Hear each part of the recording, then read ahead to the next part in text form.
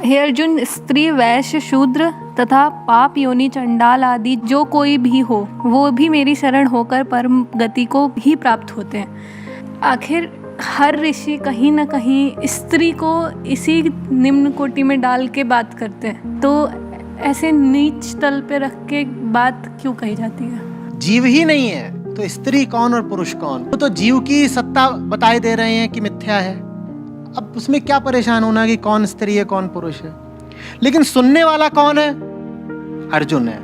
अब इन साहब पर ध्यान देते हैं। ये वो हैं जो पहले अध्याय में बता रहे थे कि देखिए, अगर हमने लड़ाई करी तो सब क्षत्रिय पुरुष मर जाएंगे और फिर हमारी औरतें खराब हो जाएंगी, वो इधर उधर जा करके संबंध बनाएंगी, उससे वर्ण संकर पैदा होंगे। वो सब याद है? तो सुनने वाला किस मानसिकता का है? सुनने वाला तो जाति, लिंग, इन सब संस्कारों से घिरा हुआ है ना। और वो देखो, समय ऐसा था जब अर्थव्यवस्था पूरे तरीके से बाहुबल पर चलती थी, आदमी द्वारा किए जा रहे श्रम पर चलती थी। अब प्रकृति ने कुछ कर दिया है भाई, बाजू तो पुरुषों के ही ज्यादा मजबूत होते हैं ना, तो भाई सारी सत्ता पुरुषों ने हथियार रखी थी।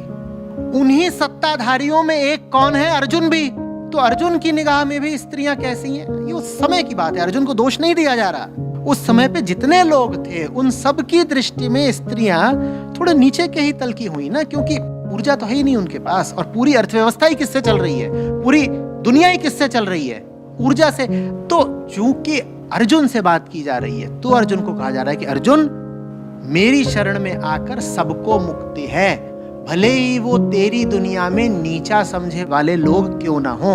अर्जुन, तेरी दुनिया में तू जाति के आधार पे कुछ लोगों को नीचा समझता है ना, कृष्ण की शरण में आएंगे उनको भी मुक्ति है। अर्जुन, तेरी दुनिया में स्त्रियों को निचला दर्जा दिया जाता है ना, नहीं, कृष्ण की शरण में आएंगी तो महिलाओं को भी बराबर की मुक्ति है। कृष्ण तो बराबरी का दर्जा दे रहे हैं। भेद करने वाला कौन है? भेद करने वाली दुनिया है, भेद करने वाला संसार है, भेद करने वाले कृष्ण नहीं है। बात समझ रही है?